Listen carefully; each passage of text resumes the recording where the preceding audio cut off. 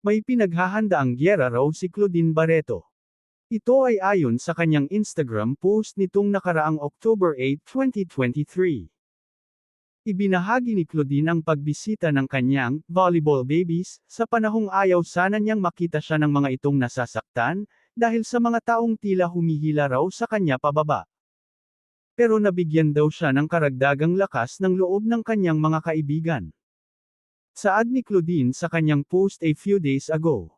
I got a visit from my volleyball babies. I didn't want them to see me in pain, because of certain issues and people who are taking me down again. As an ate to my volleyball babies, I've to be strong for my little sisters just in case they need me. But they came in full force to embrace, pray for, and pray with me.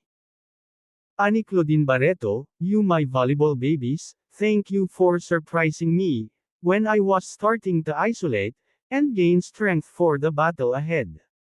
Thank you so much for the hugs and to comfort me.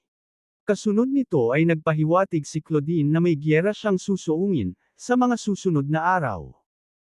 Tapos na raw siya sa pagtatanggol sa dalawang tao, na di niya tinukoy ang pangalan.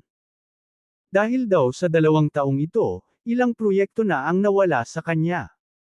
Saad ni Claudine Barreto, the battle that I'll be going through. I'm done protecting these people. The witch hunt begins. I've been losing projects left and right, because of these 2 people and their minions. Lalaban na ako. Matatandaang ang huling court battle ni Claudine Barreto, ay sa pagitan nila ng estranged husband na si Raymart Santiago noong 2015. At tila ang tinutukoy na 2 tao ni Claudine, ay sina Jody Santa Maria at Raymart Santiago.